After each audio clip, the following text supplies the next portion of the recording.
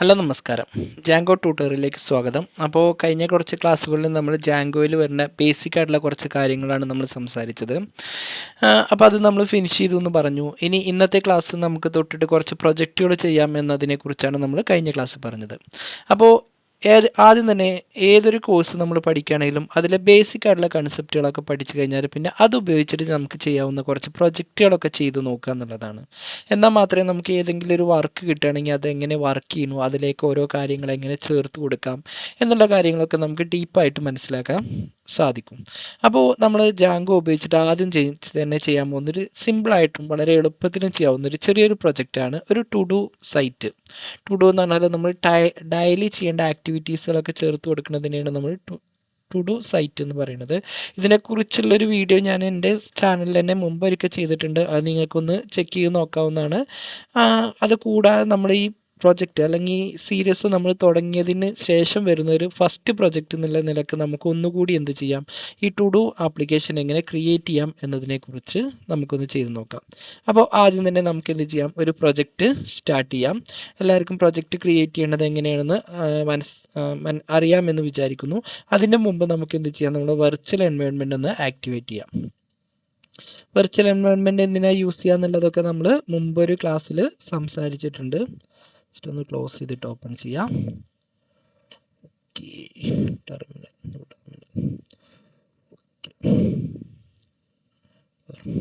Okay. അപ്പോൾ നമുക്ക് എന്ത് ചെയ്യാം, വെർച്വൽ എൻവയോൺമെൻറ്റ് ഒന്ന് ആക്ടിവേറ്റ് ചെയ്യാം. വെർച്വൽ എൻവയോൺമെൻറ്റ് എന്തിനാണ് ഉപയോഗിക്കുക എന്നുള്ളതൊക്കെ നമ്മൾ മുമ്പൊരു ക്ലാസ്സിൽ പറഞ്ഞതാണ്. അത് നിങ്ങൾക്ക് എടുത്ത് നോക്കാവുന്നതാണ്.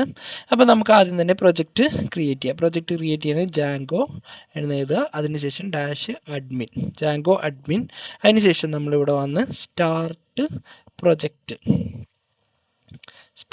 Start project.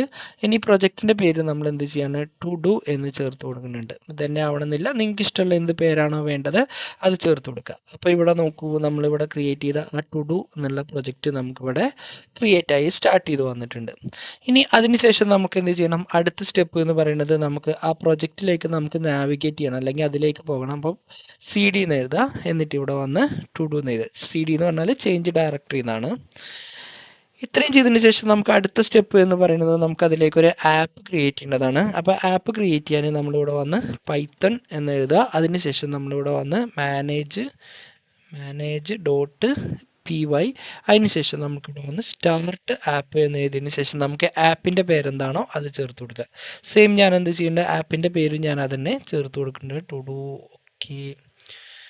ആപ്പിൻ്റെ പേര് നമുക്ക് സെയിം അതന്നെ കൊടുക്കാൻ അതായത് നമ്മൾ പ്രൊജക്റ്റിൻ്റെ പേര് ടു ഡു എന്ന് കൊടുത്തു, അതേ സെയിം പേരിൽ തന്നെ നമുക്ക് എന്ത് ചെയ്യാൻ പറ്റില്ല, ആപ്പ് ക്രിയേറ്റ് ചെയ്യാൻ പറ്റില്ല. അപ്പോൾ നമുക്ക് എന്ത് ചെയ്യാം, ഇതിൻ്റെ പേര് ആപ്പ് എന്ന് ചേർത്ത് കൊടുക്കാം. ചോയ്സാണ്, എന്ത് വേണമെന്നുണ്ടെങ്കിലും നമുക്ക് ഇവിടുന്ന് ചേർത്ത് കൊടുക്കാം. അപ്പോൾ നമുക്ക് പ്രൊജക്റ്റ് ക്രിയേറ്റ് ചെയ്ത് കഴിഞ്ഞു. അതിനുശേഷം നമുക്ക് എന്ത് ചെയ്യാം, ആപ്പ് ക്രിയേറ്റ് ചെയ്ത് കഴിഞ്ഞു. ഇനി എന്ത് ചെയ്യണം, ഇപ്പോൾ നമ്മൾ ക്രിയേറ്റ് ചെയ്ത ഈ ആപ്പിനെ നമുക്ക് എന്ത് ചെയ്യണം, സെറ്റിങ്സിൻ്റെ ഉള്ളിലേക്ക് ആഡ് ചെയ്യണം. അപ്പോൾ നമ്മൾ ടു ഡു ഓപ്പൺ ചെയ്യുക, അതിൻ്റെ ഉള്ളിൽ സെറ്റിങ്സ് എന്നുള്ള ഭാഗമുണ്ട്. ഇനി ഇവിടെ വന്ന് ഇൻസ്റ്റാൾഡ് ആപ്പിൻ്റെ ഉള്ളിൽ ഇപ്പോൾ നമ്മൾ ആ ക്രിയേറ്റ് ചെയ്ത ആപ്പ് കൂടി ഇതിലേക്ക് നമുക്ക് എന്ത് ചെയ്യാം, ആഡ് ചെയ്ത് കൊടുക്കാം. അപ്പോൾ ഇവിടെ വന്ന് ആപ്പ് എന്ന് ചേർത്ത് കൊടുത്തു. ആപ്പ് അല്ലെങ്കിൽ നിങ്ങൾ എന്ത് പേരിലാണോ ക്രിയേറ്റ് ചെയ്തത് ആ പേര് നിങ്ങൾ എന്ത് ചെയ്യാം, ഇവിടെ ചേർത്ത് കൊടുക്കാം. അതിനുശേഷം നമുക്ക് അടുത്ത സ്റ്റെപ്പ് എന്ന് പറയുന്നത് നമുക്ക് എന്ത് ചെയ്യണം, ഒരു URL ഇതിനു വേണ്ടി കോൺഫിഗറേറ്റ് ചെയ്യണം, അതായത് ഒരു URL ക്രിയേറ്റ് ചെയ്യണം. ഓക്കെ. അപ്പോൾ URL ക്രിയേറ്റ് ചെയ്യാൻ വേണ്ടിയിട്ട് അപ്പോൾ നമുക്ക് എന്ത് ചെയ്യാം, ഒരു URL ക്രിയേറ്റ് ചെയ്യാം. അപ്പോൾ URL ക്രിയേറ്റ് ചെയ്യാൻ നമ്മൾ എന്ത് ചെയ്യണം, ആപ്പിൻ്റെ ഉള്ളിൽ പോയിട്ട് നമുക്കൊരു URL ക്രിയേറ്റ് ചെയ്യാം. അപ്പോൾ ആപ്പിൻ്റെ ഉള്ളിൽ ഇപ്പോൾ ഓൾറെഡി URL ഉണ്ടാവില്ല, അത് നമ്മൾ എന്ത് ചെയ്യണം, സെപ്പറേറ്റ് ഇതിൻ്റെ ഉള്ളിൽ ക്രിയേറ്റ് ചെയ്യണം. അപ്പോൾ അതിൻ്റെ പേര് urls.py എന്ന് ചേർത്ത് കൊടുക്കുക. ഓക്കെ. അതിനു മുമ്പ് നമുക്ക് എന്ത് ചെയ്യാം, ഈ URL ക്രിയേറ്റ് ചെയ്തതിന് ശേഷം നമുക്ക് ഇവിടെ വന്ന് വ്യൂവിൽ പോയിട്ട് നമുക്ക് കുറച്ച് സെറ്റിങ്സുകൾ, വ്യൂവിൽ കുറച്ച് കാര്യങ്ങളൊക്കെ ഇതിലേക്കൊന്ന് സെറ്റ് ചെയ്ത് കൊടുക്കുക. അപ്പോൾ എന്തൊക്കെ കാര്യങ്ങളാണ് നമുക്ക് വ്യൂവിൽ ആഡ് ചെയ്യേണ്ടത് അത് ചേർത്ത് കൊടുക്കാം.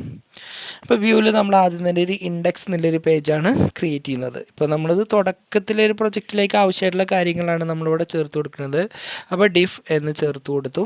അതിനുശേഷം നമുക്ക് എന്ത് ചെയ്യണം, ഇൻഡെക്സ് എന്ന് ചേർത്തു, ബ്രാക്കറ്റ് ഓപ്പൺ ചെയ്യുക. ഇതിൻ്റെ ഉള്ളിൽ നമ്മളിവിടെ വന്ന് റിക്വസ്റ്റ് എന്ന് ചേർത്തു, ഇവിടെ വന്ന് കോളന് ഓപ്പൺ ചെയ്തു. ഇനി ഇവിടെ വന്ന് നമുക്ക് എന്ത് ചെയ്യാം, ഇവിടെ വന്ന് റിട്ടേൺ റിട്ടേൺ, അതിനുശേഷം റെൻഡർ, അതിനുശേഷം നമുക്ക് എന്ത് ചെയ്യാം, ഇവിടെ വന്ന് റിക്വസ്റ്റ്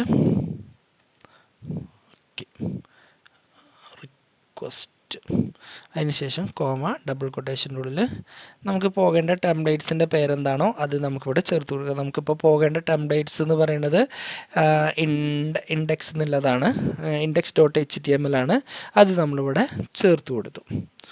ഓക്കെ, ഇത്രയും ചെയ്തതിന് ശേഷം നമ്മൾ നേരെ എന്ത് ചെയ്യുക, URL പോവുക. URLൻ്റെ ഉള്ളിൽ ഇപ്പോൾ ഒരു കാര്യങ്ങളും ഇതിൽ വരുന്നില്ല. അപ്പോൾ നമുക്കിതിലേക്ക് ആവശ്യമായിട്ടുള്ള URLിലേക്ക് ആവശ്യമായിട്ടുള്ള കാര്യങ്ങളൊക്കെ നമ്മളിവിടെ ടൈപ്പ് ചെയ്ത് കൊടുക്കേണ്ടി വരും. അപ്പോൾ URLിലേക്ക് ആവശ്യമായിട്ടുള്ള കാര്യങ്ങൾ നമുക്ക് ടൈപ്പ് ചെയ്ത് കൊടുക്കാം. അപ്പോൾ എന്തൊക്കെ കാര്യങ്ങളാണ് വേണ്ടതെന്ന് നമുക്ക് ഒന്ന് ചെക്ക് ചെയ്യാം. അപ്പോൾ ആദ്യം തന്നെ ഇവിടെ വന്ന് from Django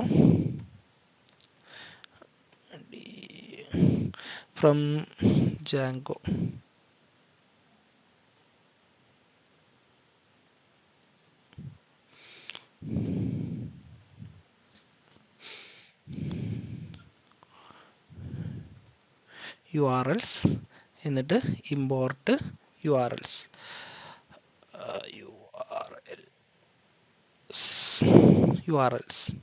okay, import path. Okay, അപ്പോൾ ഫ്രം Django.urls എന്നിട്ടതിന് ശേഷം നമ്മളിവിടെ വന്ന് പാത്ത് എന്ന് ചേർത്ത് കൊടുത്തു. അതിനുശേഷം നമുക്ക് എന്ത് ചെയ്യണം, ഫ്രം ഡോട്ട് അതിന് ശേഷം ഇമ്പോർട്ട് വ്യൂസ്. അതിനുശേഷം നമുക്ക് എന്ത് ചെയ്യണം, വ്യൂസിലുള്ള എല്ലാ കാര്യങ്ങളും നമുക്ക് എന്ത് ചെയ്യണം, ഇതിലേക്ക് ഇമ്പോർട്ട് ചെയ്യണം. അതിനുശേഷം നമുക്കിവിടെ വന്ന് ചേർത്ത് കൊടുക്കാം URL പാറ്റേൺസ്. അതിനുശേഷം നമുക്ക് എന്ത് ചെയ്യാം, ഒരു ഈക്വൽ ടു ഇടുക. അതിനുശേഷം ഒരു ഒരു സ്ക്വയർ ബ്രാക്കറ്റ് ഓപ്പൺ ചെയ്യാം. ഇതിൻ്റെ ഉള്ളിൽ നമുക്കിവിടെ വന്ന് പാത്ത് എന്ന് ചേർത്തു, ഒരു സിംഗിൾ കൊട്ടേഷൻ ഇടുക. എന്നിട്ട് ഇവിടെ വന്ന് അതിനുശേഷം നമുക്കിവിടെ വന്ന് വ്യൂസ്, അതായത് നമ്മൾ മുകളിൽ ചേർത്ത് കൊടുക്കുന്ന വ്യൂസാണ്, ഡോട്ട് ഇൻഡെക്സ് എന്ന് ചേർത്തു. അതിനുശേഷം ഒരു കോമഡ നെയിം എന്ന് ചേർത്ത് കൊടുക്കുക. എന്നിട്ട് ഇതിൻ്റെ പേര് നെയിം എന്നുള്ളത് ഇൻഡെക്സ് എന്ന് ചേർത്ത് കൊടുത്തു. അപ്പോൾ ഇത്രയും കാര്യങ്ങളാണ് നമ്മൾ എന്ത് ചെയ്യേണ്ടത്, വ്യൂവിൻ്റെ ഉള്ളിൽ URSൻ്റെ ഉള്ളിൽ ചേർത്ത് കൊടുക്കേണ്ടത്. അതിനുശേഷം നമുക്ക് നേരെ എന്ത് ചെയ്യാം, ഇതിൻ്റെ മെയിൻ പേജിൻ്റെ URL ഉണ്ട്. മെയിൻ പേജിൻ്റെ URL എന്ന് പറയുന്നത് ടു ഡു എന്നതിൻ്റെ ഉള്ളിലാണ്. ഇതിലേക്ക് പോവുക. ഇതിൻ്റെ ഉള്ളിൽ ആൾറെഡി കുറച്ച് കാര്യങ്ങളൊക്കെ വരുന്നുണ്ട്, അതൊക്കെ ഞാൻ ഇവിടുന്ന് ഡിലീറ്റ് ചെയ്യുന്നുണ്ട്. ഇവിടെ പാത്ത് കഴിഞ്ഞതിന് ശേഷം നമ്മളിവിടെ വന്ന് ഇൻക്ലൂഡ് എന്ന് ചേർത്ത് കൊടുക്കുക. അതിനുശേഷം നമുക്കിവിടെ വന്ന് പാത്ത് എന്ന് ചേർത്തു, ഒരു സിംഗിൾ കൊട്ടേഷൻ ഇട്ടു. എന്നിട്ട് ഇവിടെ വന്ന് ഇൻക്ലൂഡ്, എന്നിട്ട് ഒരു സിംഗിൾ കൊട്ടേഷൻ്റെ ഉള്ളിൽ നമ്മളെ ആപ്പിൻ്റെ പേര് .urls എന്ന് ചേർത്ത് കൊടുക്കുക. ഇതൊക്കെ എന്താണെന്നുള്ളതൊക്കെ നമ്മൾ മുമ്പ് ഒരു ക്ലാസ്സിൽ ഡീറ്റെയിൽ ആയിട്ട് പറഞ്ഞിട്ടുണ്ട്. അതുകൊണ്ട് ഞാനത് എന്ത് ചെയ്യണില്ല, വീണ്ടും ഞാനിവിടെ റിപ്പീറ്റ് ചെയ്ത് പറയുന്നില്ല. നിങ്ങൾക്കിതിനെക്കുറിച്ച് ഡൗട്ട് അങ്ങനെ എന്തെങ്കിലും കാര്യങ്ങളൊക്കെ ഉണ്ടെങ്കിൽ നമ്മളെ പ്രീവിയസ് വീഡിയോസുകളൊക്കെ നിങ്ങൾക്ക് ചെക്ക് ചെയ്ത് നോക്കാവുന്നതാണ്. ഇനി നമുക്ക് എന്ത് ചെയ്യാം, ഇതിൻ്റെ ഉള്ളിൽ, അതായത് ഈ ആപ്സിൻ്റെ ഉള്ളിൽ നമുക്കൊരു ടെംപ്ലേറ്റ്സ് ക്രിയേറ്റ് ചെയ്യാം. അപ്പോൾ ഇവിടെ വന്ന് ടെംപ്ലേറ്റ്സ് എന്നുള്ള ഫോൾഡർ ക്രിയേറ്റ് ചെയ്തു. അതിൻ്റെ ഉള്ളിൽ നമുക്ക് എന്ത് ചെയ്യാം, ഒരു ഫയൽ, അതായത് ഒരു ഇൻഡെക്സ് ഫയൽ ക്രിയേറ്റ് ചെയ്യുക. index.html എന്ന് ചേർത്തു. ഇതിൻ്റെ ഉള്ളിൽ ഇപ്പോൾ താൽക്കാലികമായിട്ട് നമുക്ക് എന്ത് ചെയ്യുന്നുണ്ട്, ഒരു പ്രൊജക്റ്റ് ഞാനിവിടെ ചേർത്ത് കൊടുക്കുന്നുണ്ട്.